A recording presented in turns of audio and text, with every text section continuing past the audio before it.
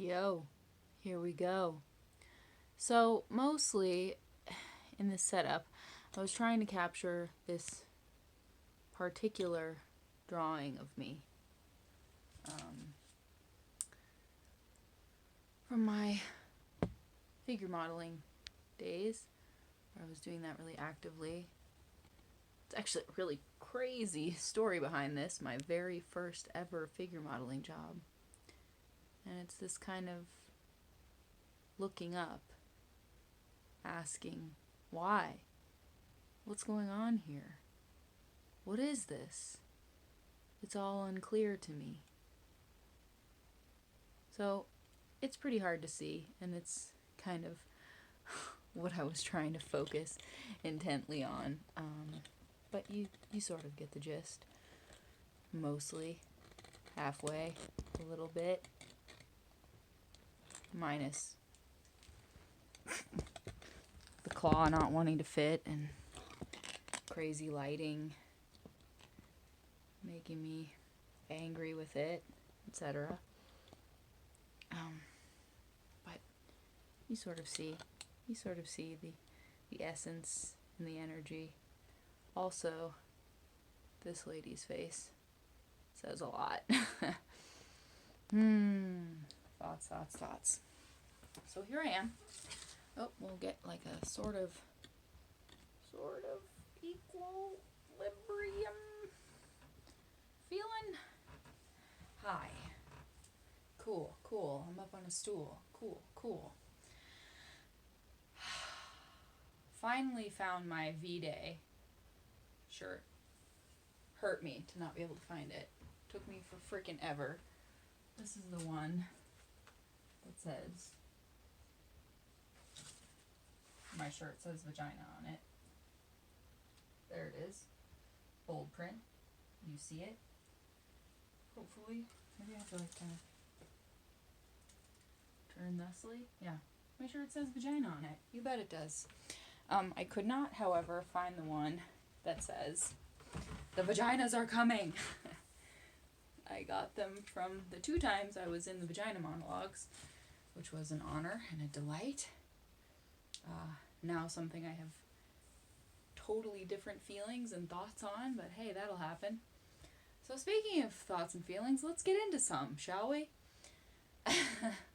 That's what we do here. It's unclear when the millions of viewers will pour in, but I'm thinking any second. So I'm just gonna go right out and give the old trigger warning, content warning here, that this poem today is about endometriosis and my battle with it. And I told you yesterday I would try to do some more cheery holiday things, and I will. But sometimes, much like my outfits, my poetry picks me, as my outfits do. And that happened today. My phone often reminds me through photographs, hey, this happened on this day, 2 years ago, 3 years ago, whatever the case may be. And today it showed me that my pretty life-altering endometriosis surgery was 3 years ago today. And I think for the first year after it happened and the second year after it happened, I mostly was in a state of trying not to face it, and let's just pretend it's any other day, and let's not even look that way. No, let's not say anything about that. Let's just move on and pretend it's not a thing at all. But it was a thing. A deeply significant, really impactful thing. So, yesterday I chose to sing, and it was an interesting one, wasn't it? And I just took a shower, as you may well could tell, where I have some of my best thinking. And I was kind of doing this weird analogy in my mind where probably a lot of yesterday's song didn't really make sense to people, and I wouldn't expect it to. It kind of flew this way and that, and was composed of parts of me and parts of characters and personalities I've made up Um, but I thought of a weird connection in my mind somehow, and I'll say it. I'll give it to you, and maybe you'll totally vibe with it, and maybe you'll be like, no clue what she's talking about. I'd say probably 50-50. Half of my videos are, oh yes, jive, vibe, got it, on it. And, well, maybe not half and half. I don't know, it depends on who you are. Everything is a spectrum, right? Everything is a Venn diagram and a spectrum and a crazy ride. So, come inside, my analogy. Here we go. We're in it. So I sang a part of my weird improvised song yesterday that said, like, at least you should be proud you've got that one guy cheering in the crowd. And I'm really not trying to be rude, but I thought I'd pack the house in. I thought I'd pack the fucking house in so tight. And that was a poetic way of describing something that actually happened to me. Sort of, for the most part. And it wasn't a guy, it just fit better in the song. A guy just kind of slides into the lyrics. But it was actually a show that I worked so profoundly hard on. I mean, whoa, I just said hard on. I'm still a sass. You know that about me. I watched it the other day. I'm trying to put together my reel, which you heard my little rant about that the other day. Fit everything you've ever done into 20 impressive seconds. Can you do that? Because if you can't, you're going to fail. Whoa, something bit my finger. It's an interesting place to have itch. Yeah. So I watched it the other day. I watched this performance, and I was, like, floored. I was like, we did that? Wow. I mean, that show had grown men walking up to me crying their eyes out. Huge compliment. We both, my co-star and I both, left it all on the stage. Like, it's a play called H2O, and it's about suicide. And, you know, that's not giving too much away. It reveals that it's about that within about the first 5 seconds. And, so many thoughts I'm trying to pack into this one analogy, this one feeling. That's how my brain works. Not long before this show, I had actually been on a very long hiatus from acting and from believing in anything or liking myself or liking anybody or, like, lifting my head up. I'd been on a long hiatus from the stage because I lost so many friends to suicide. Several. Many. Too many. And I had determined, or I had sort of put it out into the ether out loud, like, I'm not doing any shows unless something just juicy and riveted is handed to me. And that may sound cocky, but I've been doing this for decades. And I work really, really hard to get the roles that I get most of the time. And I, like, turn myself, like, reversible to be that character, be undeniably the one that they want, just like that casting lady said. And I just bang my head against the wall to get it perfect. And this time I thought, well, it's not worth it to me. I don't have any energy. I don't have any extra energy at all. I am a ball of nerves and sadness. And sure enough, a role was handed to me. A really good one. Not this one that I'm talking about. But it created the momentum, as a thing happening can do when there's been a long stretch of nothing. And so it created the momentum for me to get this next role in H2O, which boy did I go there. I went there with this character. And So here we go to the analogy of the song. It wasn't one guy in the audience, but it was a full ass performance that I had to leave my entire soul on the stage for two women in the audience. There's two people. And what really pissed me off about that was it was a free show. And whenever we do like a free performance, I tell everyone. I text every person I've ever met. I tell random people on the street, you could see a free play tonight. No dollars. Not a dollar spent. Come and see it. What else are you doing? And we were so good. We were so good in it. And it's not, like I said, it's not exactly an exact comparison. It's not a direct hit to the poem and what I'm talking about. But what I'm trying to say with it is like, sometimes that's what endometriosis is like. It is like giving everything and pulling down all of you and trying so hard, and nobody even sees how hard you're trying, and doing a whole ass performance for two people. But there's a couple ways I can look at it, and there is shit that I learned from it, because what was weird is it was like the one woman, I believe, was from Slovenia? I'm going to say she was from Slovenia. I'm pretty sure that's right. The other woman basically was the character that I was playing, which is a very, very, very, very specific character. And it was weird because I kept staring at her and seeing her eyes. You know, it was a very intimate theater where the audience is not even 2 feet away from you.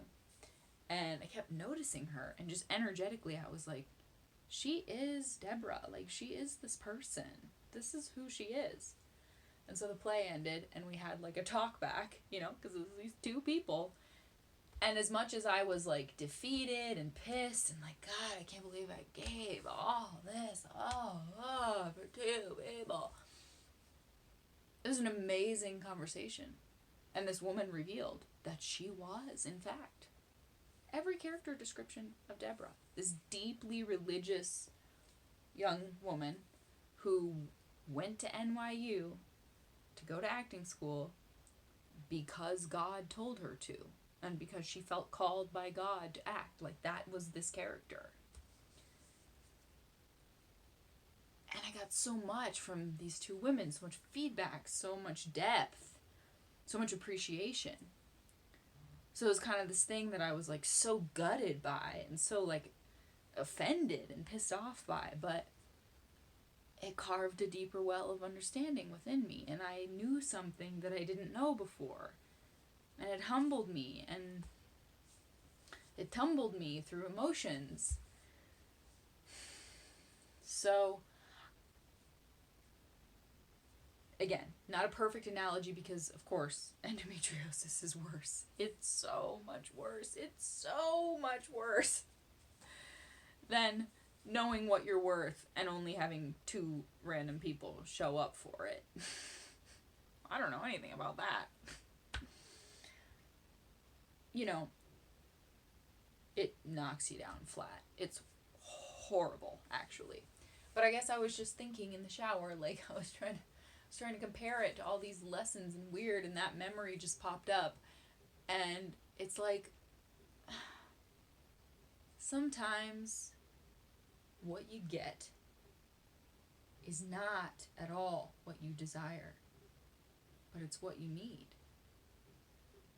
And sometimes the thing that you really, really desire is the thing that is impeding you.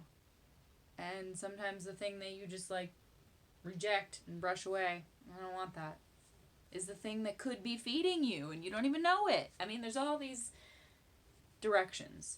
So I guess all I'm trying to say is, like, I would never ask for that experience. Like, I'm going to work so fucking hard on this play and have 2 people show up to say, yay. But I got something out of that experience that I didn't expect. And I'm still, trust me, Still struggling really hard to find those things within endometriosis. Like, it's straight fucked up. What I can tell you is that it is straight fucked up. And I've had enough of it the first day I knew I had it. But it has carved some kind of a well in me for understanding. And I don't know what I'm supposed to do with that yet. And I've been kind of a mess lately. And I've been maybe even a little difficult to be around. And profoundly hard on myself. And feeling things I've never felt. Like getting dealt hands I've never been dealt. And just struggling to do anything, ordinary things, whatever. Park in a parking spot. Like, have a thought. Yeah. So, I'm going to read it to you. I'm going to give you the poem, and I'm sorry it's not like the cheery uplift that I promised, but as I said, they're poems. They come out of my thinky dome every day, and sometimes I know what I'm going to say, and sometimes the words just kind of write themselves. And when I saw that picture of me today in the hospital bed and realized, I've kind of buried parts of this experience in the deep folds of my head and my psyche, and they're kind of coming out to bite me. So maybe I should just talk about them instead of like fighting them so hard. So here it is. We're almost through the year here, guys, and it's crazy. And if I've done nothing else with this channel, I've been honest with all of you. And I've squeezed myself into the YouTube. Squeezed the whole tube of myself out into the YouTubes. And it's all been true. It's all been the real deal. What I feel. So, what a wild ride. Okay, let's do this. Let's take this in stride. This crazy experience of mine that makes me feel much like this. Why? But I am still trying to find what I can through it. That's all I can say. So, sort of intense. Trigger warning. Probably mostly triggering to people who have it. Women who have it.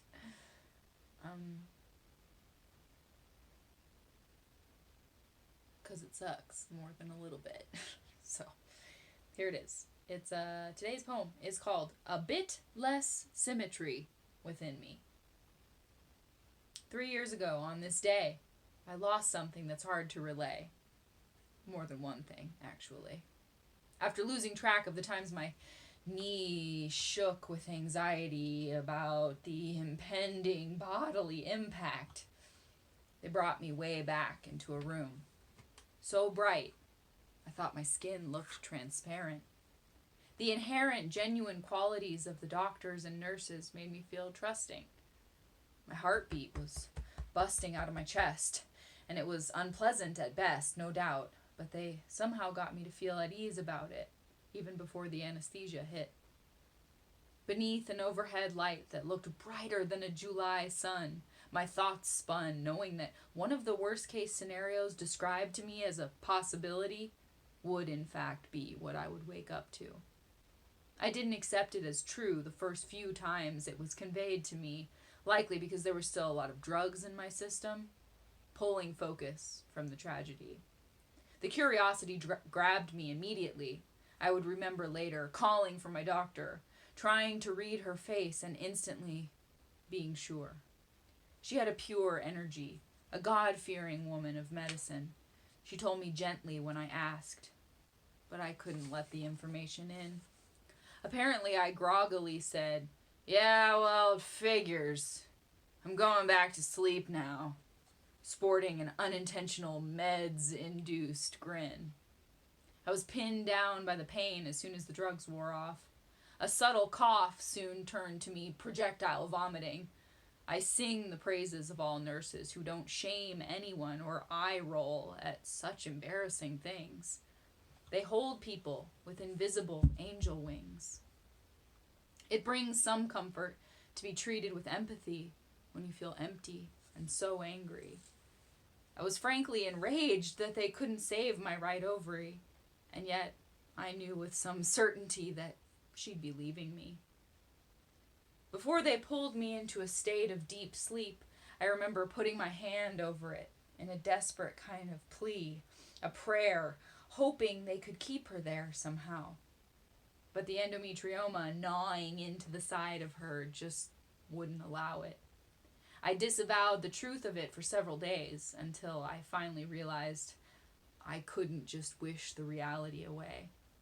My entire life changed that day. It's not easy to say out loud, but endometriosis plowed over my sexuality like a ruthless steamroller. For weeks, I pleaded with my own body, hoping it was a dream I'd simply recover from. From that point, my root chakra mainly felt pain or numb. And it left me stunned how rapidly that energy could be ripped away from me. Every time I peed for weeks, I wanted to screech from the agony. I shuffled slowly and relied on heat packs and the stacks of love given by my sweet. He saw the defeat that I felt and helped in every way that he could. It's amazing our relationship withstood the number of breakdowns I had. It got pretty bad as the realization crept in that this endometriosis battle was not going to allow me many wins. I would soon begin a roller coaster of various birth control pills. I'll remind my audience that those little things are what very nearly killed my best friend. So, to this day, I have to just pretend I don't know that every time they go down the hatch. It's a pretty hefty catch-22 when they tell you this is the only thing that will give you any relief or any hope that you can keep that other ovary. When you know that this drug they're handing you was the catalyst for the most fucking horrifying thing your best friend of 30 plus years has ever been through. Every time I renew my prescription, I'm triggered by the rare affliction it caused in the person dearest to me. I am seized by confliction and indecision and flat-out fear. I've now been popping these suckers for years. And in addition to increasing my production of tears, they've caused not only a reduction in my sex drive, but more precisely an all-out grinding of my sexual gears down to an abrupt and painful halt. It's hard to convince myself it isn't my fault when it's my body. And every other commercial and TV show features a woman in ecstasy, really feeling her naughty side, riding a man with her hands in the air like she just don't care. It isn't fair. It's in my face. It's everywhere. I'm told I should just tap into the spare thousands I don't have for a sex therapist and a pelvic floor expert and a whole other grab bag of specialists. They recommend it like it's so simplistic. I didn't pick this. I feel amiss and lost as fuck when I try my luck on one of those thousands of online support groups. You'd think it would help to lean on the troops of other endo warriors, as they call themselves, but it doesn't help as much as I wish it would. Most of the stories are, how do I say, not fucking good. The horrors withstood by many of these women are unending and hard to even fathom. I'm dumbstruck by stories of women who have had dozens of excision surgeries. It hurts me deeply just reading about it. The old, well, someone else is suffering much worse than you technique doesn't really help me one bit. It just makes me sit in my pain and theirs, which is often just too much to bear. I stare at these real women who have to learn to begin again as they attend to jobs and children, while the pain literally bends them over, unable to stand. I wish I could take all their hands and look them in their eyes to let them know I understand how hard it is to even try when you want to just curl in a ball and scream, "Why?" while the rest of the world expects you to comply with all these demands and make big plans and stand tall and do it all as your insides are being mauled by an invisible, angry beast. People meet the disease with minimal sympathy and dismiss it as, "Oh, women's problems. Oh, period pain." They can't get it into their brains that it's on a totally different level. We settle for tepid consolation because that's mainly what's available, and most of us don't have the patience to explain what this insane, pain-causing, alien purple, organ-fusing, internally abusing, mystery endometrial leaking substance is, or what it does to us.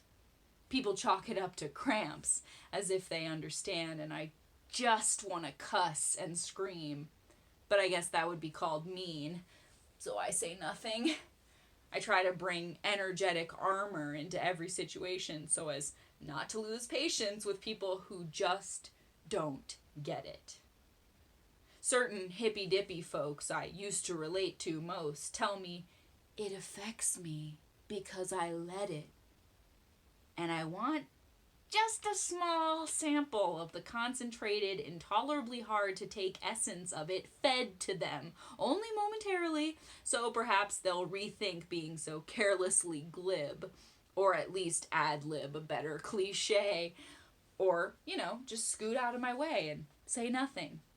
I can't bring a pamphlet for everyone who doesn't yet comprehend the difference between cramps and a clamp around your entire insides that sends you into a state of agitation no amount of patience could mend.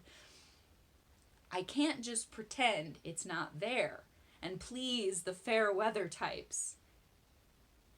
And I can't just fight the pain whilst maintaining a cheery disposition. Some days, there's even the wonderful addition of anal pain, energy drain, strain on my sanity, all-consuming vanity because my raging, berating hormones convince me I'm not pretty, and the really shitty predicament of feeling zero confidence as a result of this whole mess. I confess, it tests me greatly. Sometimes I cry and scream that I wish my body didn't hate me, and wonder if I am innately weak somehow.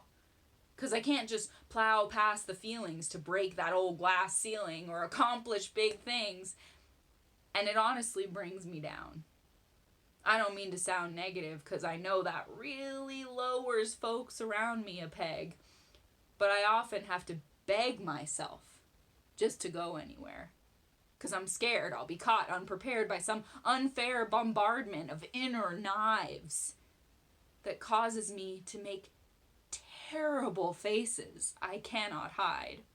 I've lied so many times when people ask me how I am, and I say fine, totally fine.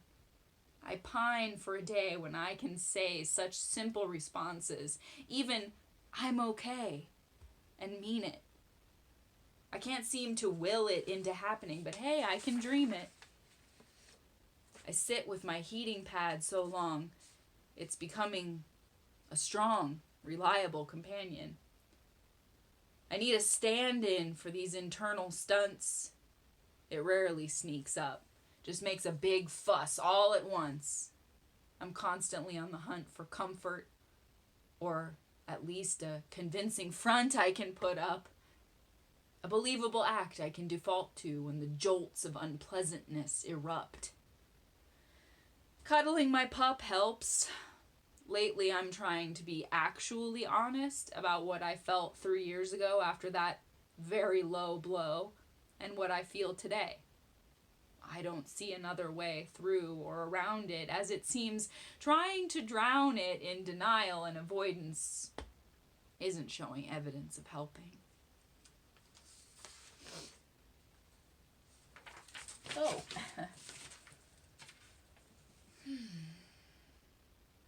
that's what I felt. That's the whole thing. It's like a monstrous amount of thoughts behind all that.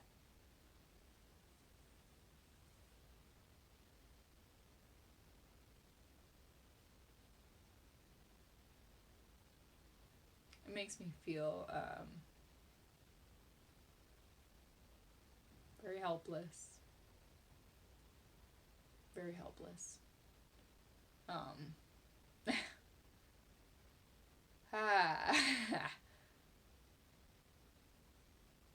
Because people love easy explanations, you know. How are you? Not great. Why?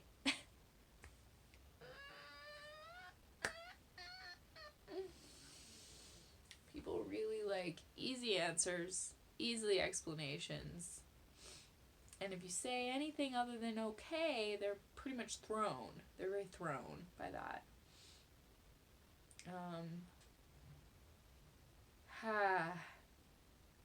And I've just grown, unfortunately, very used to saying, well, it's my endometriosis, and people being like, oh, cramps. And I'm like, yeah, cramps. Mm-hmm.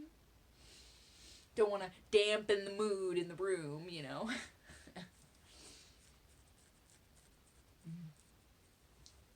Because I didn't ask to just like wake up. I didn't ask to wake up one day and be a totally different person, you know. No one asked for that. And it happens to a lot of people in a lot of different ways. Many catalysts can lead to that. Just all of a sudden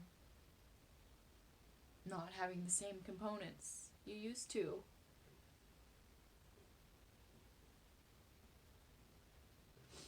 And another part of that analogy, that storytelling about the plays, I guess, is like in the days leading up to that particular performance, all that I had been through, that I unfortunately related to this play so much because of,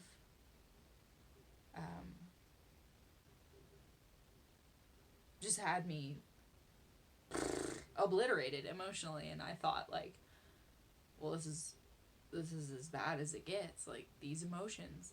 And then the ocean of sorrows that came for me in the next couple of years after that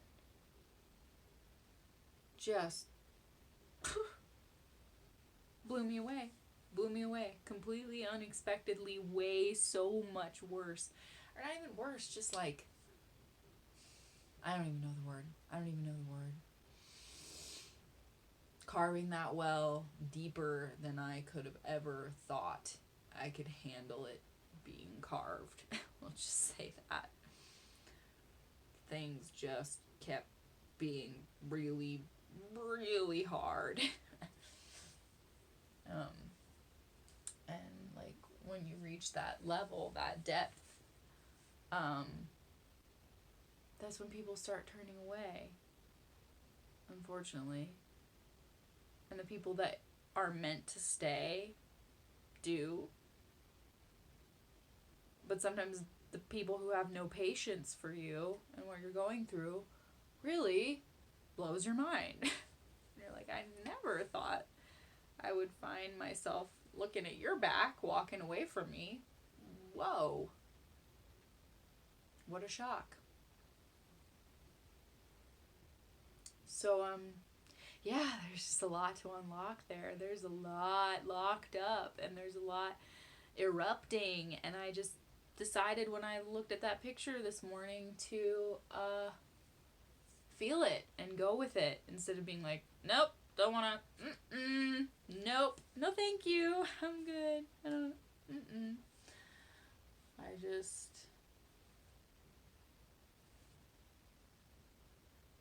leaned into the honesty instead of whatever other people want from me, or what I should say, or what's gonna look good on a resume. It's like, no, God, just say what you're feeling. Which people say a lot. Just like,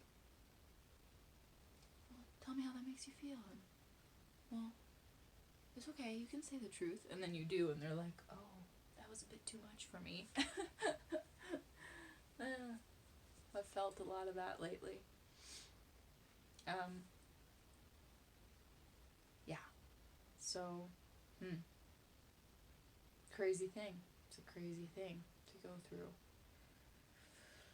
And as I said, I read about women who deal with it on such worse levels than I do, and I like can't even. It alters my brain to think of it. So I have deep, really aching empathy for that, for those women. 'Cause it ain't fun at all. Okay. So that's wasn't exactly decking the halls tonight. I was just being real with y'all. I was just being real. So we're almost through this journey, and I'm just taking the opportunity to write whatever needs to be written on a certain day. I guess I don't know where I'm going to go after this. I don't know what I'm going to do when this goal is up, because it will be soon. I think I'm going to feel really weird.